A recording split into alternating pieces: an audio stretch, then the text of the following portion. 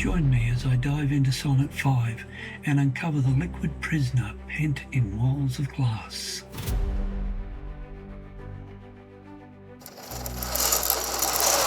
Does this iconic poem serve as a prison of glass, trapping our emotions or thoughts? Or does it have a deeper meaning?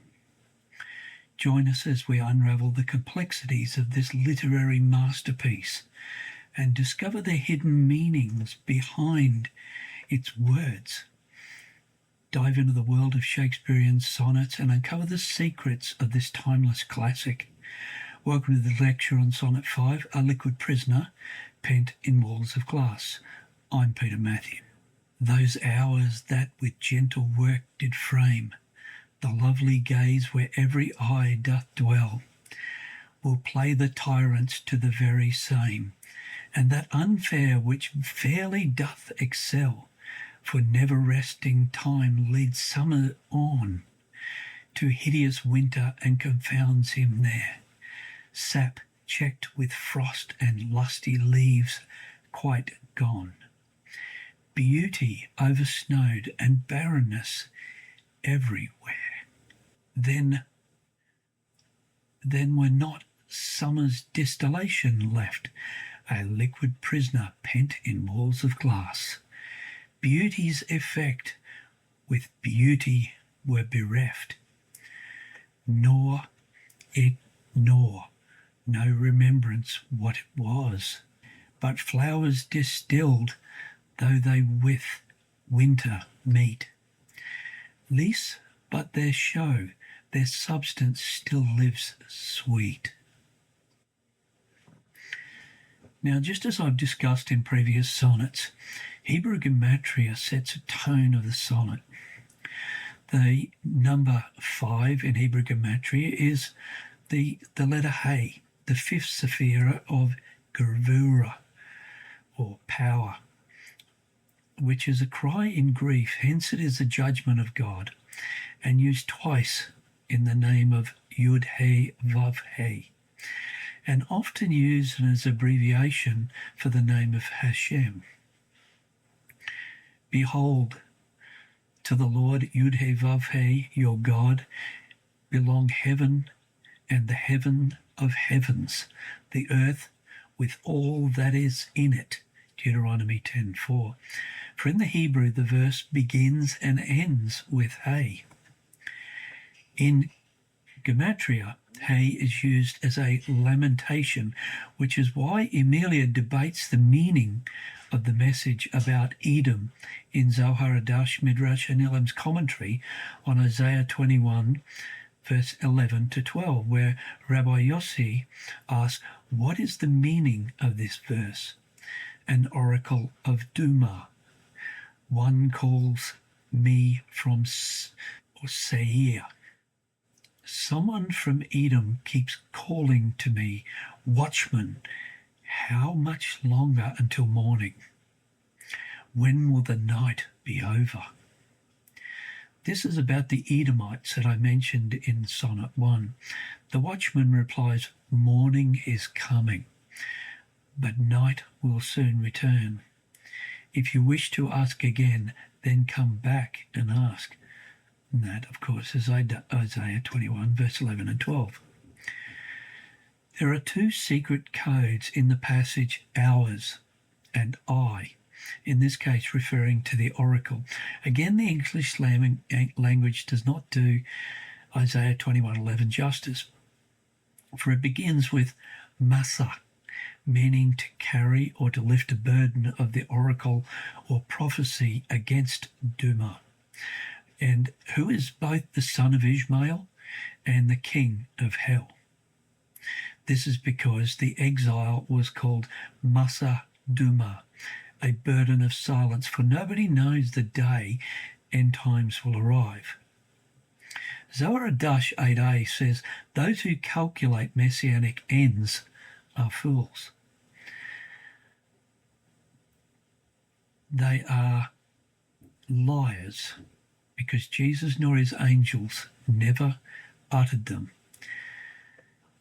Matthew 24:36 records, where Jesus said, "No one knows the day or hour when these things will happen, not even the angels in heaven or the Son himself.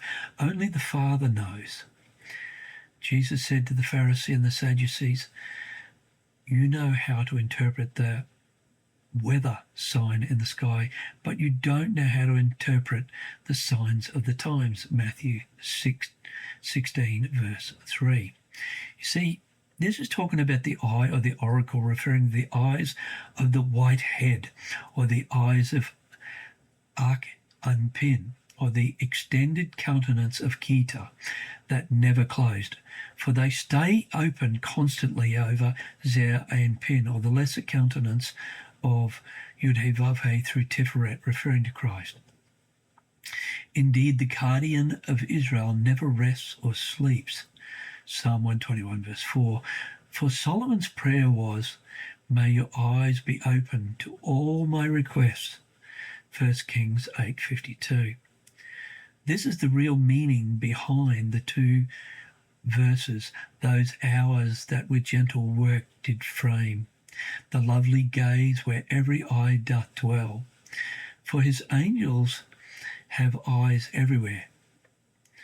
Parashat Dasha 4:36 tells us, "On my bed at night," Song of Songs 3:1, "one must be careful with their deeds, for God established a covenant with King David that he would not revoke, and that is, I will place one of your descendants on the throne." Psalm 132:11.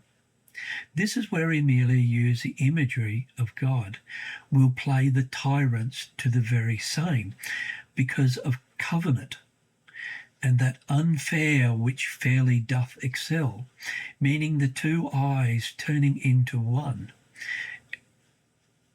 Ark and Pin and Zer and Pin, for never resting time leads summer onto hideous winter and confounds him there. Meaning the eye is white within white, and white including all whites. It's an imagery of summer disappearing with sap checked with frost, and lofty leaves quite gone. Speaking of a white Christmas with beauty oversnowed with barrenness everywhere. The white struck and kindled 3 holy lamps, or golden vials. Then were not summer's distillation left, a liquid prisoner pent in walls of glass. See, these are called Hod, the Sephira of Hod, which is splendor, Gevurah, power, which is also judgment, and Yesod, joy, and that's the trunk of the tree. The second white is kindled as well, called Netzah, which is endurance, Hesed is love, Tiferet, beauty, and then finally Malkut, and the eye is nourished and they glowed. Beauty's effect with beauty were bereft, nor no remembrance what it was. For it was entirely new, the tree of life. This is what the sonnet is about. Malkut or Shekinah is called the good eye that doesn't sleep or slumber. In Chokmah, God preserved much wisdom, including drawings, engravings, carvings into the holy lamp, which is a reference to Shekinah, but it's also a physical lamp. But flowers distilled, though they with winter meet, lease but their show, their substance still lives sweet. For Chokmah birthed all of the Sephirot endowed with sweet wisdom. See, it's directly from the Zohar and Zohar Adash. It's a beautiful imagery. This golden holy vial, as I said previously, has been a symbol of the Bassano family for generations. Cited in both, I introduced it in a previous sonnet, but it's mainly cited in sonnets 5 and 6, and it's throughout the sonnets. It is a symbol of the Bassano's family heritage, their culture, and their mastery of Jewish Kabbalah. because it is a symbol of creation and the Sapphire of Chokmah, representing wisdom. It is also a piece of jewellery that was in the possession of Antonio Bassano upon his death in 1574, where it passed to his wife Helena, then to their daughter. It is also mentioned in Sonnet 6 as a sweet vial, a treasure. In thee thy summer air thou be distilled.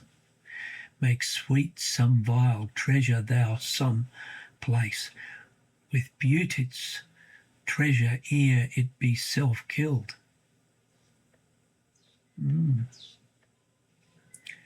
According to family tradition, this vial was stolen from the family in the late 16th century, along with other jewellery. I searched for 10 years throughout the London auction houses and museums, hoping to find this particular vial. In February 2013, I found it in the Museum of London as part of the Cheapside hoard. My excitement got the better of me. I had to write to the curator of the museum to announce a find on the 4th of April 2013 after compiling my research. I tried phoning but had no success, so I wrote an email to the curator detailing some of my evidence to confirm the ownership and original vial. I expected to be warmly greeted, and they requested further details of my research. Instead, my email was met with thorough disdain. Interestingly though, soon after declaring my findings in citing Shakespeare, the Museum of London have updated their information on this file to include my quote of Emilia's 5th sonnet, yet without citing the authenticity of the researcher or the research behind this discovery. So while they have ignored my claim that these items belong to Antonio Bassano, they certainly have recognised points of my research that suited them. Now to the London Museum, who state, whatever this jewel bottle held, the contents were chosen for their smell. A dash of perfume on gloves, handkerchief or skin was thought to offer protection from disease. Why? Because I published their own research on testing of the vial, which had a low potassium value that could be an indication of using soda ash as fluxing agent and would thus compare with the opaque coloured glass of the 16th century used in the Venetian area. In Venice, yes, where the Bassanos were from, thereby proving the Bassano's family legacy. The perfect imagery of this vial is where Hamlet's father was assassinated by pouring a leprous distilment from the juice of cursed Hebenon in a vial into his ear while he slept in his orchard in Act 1, Scene 5 of Hamlet, which reads, "But virtue, as it never will be moved, through lewdness caught it in a shape of heaven, so lust, though to a radiant angel linked, will sate itself in a celestial bed and prey on garbage. But soft, methinks I scent the morning's air. Brief let me be, sleeping within mine orchard, my custom always in the afternoon. Upon my secure hour thy uncle stole with juice of cursed Hebenon in a vial, and in porches of mine ear did pour the leprous distilment, whose effect holds such an enmity of blood of man, that swift as quicksilver it courses through the natural gates and allies of the body, and with a sudden vigour it doth possessed, and curd with argent drops into milk, the thin and wholesome blood, so did it mine. And a most instant tetter baked about, most lazar-like with vile and loathsome crust, and my smooth body. This is significant because it was inspired by the real death of the Duke of Urbino, Francesco Maria I della Rovere, who was poisoned in 1538, allegedly by means of a lotion poured into his ears by the physician under instruction from his nephew, Luigi Gonzaga, who had a connection to the Bassano family, and for that refer to Volume 1 of Genesis of the Shakespearean works on pages 377 to 8. Then there is the rose button, given by Queen Elizabeth I to members of her royal court on New Year. All of the Bassano brothers and many of their children, including Amelia and her husband, were members of the royal court. The rose connects to the Zohar and the Sonnets, but also to the Tudors of England. In this case, it has 5 inner petals and 5 outer, which is the emblem of the Tudors, referring to the united red rose of Lancaster and the white rose of York. The London Museum state almost half of the rings in the hoard, the Cheapside hoard they're talking about, take the shape of a rose. Gee, that's interesting, isn't it? With a central emerald or garnet surrounded by smaller stones. Others hold a single diamond, amethyst, sapphire, cat's eye, or moonstone. Well, in our Jewish rose on the Sonnets, it has 13 petals, so we can distinguish the difference, which in this case refers to the Tudors. Then there is the metal or the merchant pen or ship pen, probably owned by Antonio Bassano, the Merchant of Venice. It has a Baroque pearl hull with a gold mast and rigging, probably in the Middle East around the Red Sea, although the copper alloy pen is a much later 20th century appendage. Now, returning to the vial, which is the Holy Lamp, it represents the primordial point of creation, Jerusalem, where God decided to create the world. From drawing his breath by contracting himself, whereby darkness was created, and then God said, "Let there be light." The first emanation of light came into being, filled the darkness, and the 10 holy sephirot, or the vessels, that came forth, and each of them were filled with primordial light. However, the power was too great, and they broke open, and the holy sparks, or souls, were scattered like sand over the primordial point. And this is, some believe it's Jerusalem. Well, most. It is clear the poet believed it was Jerusalem. But notice the cracks in the original vial.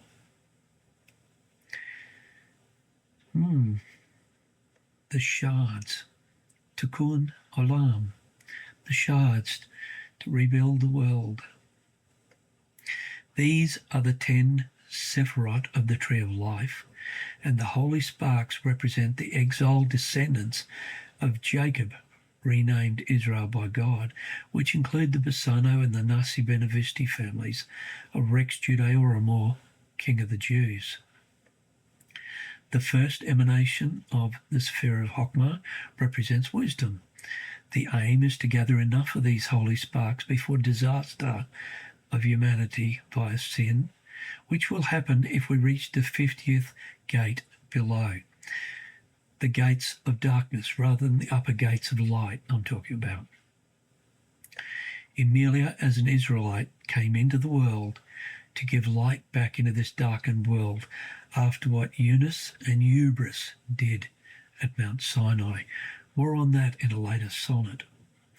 There were 2 forces of darkness as part of the Eref Rav, or mixed multitude, that exited Egypt with Israel. Some scholars assert that they were riffraff, slaves held by Egypt, those in the Egyptian jails, mercenaries who intermarried Israel.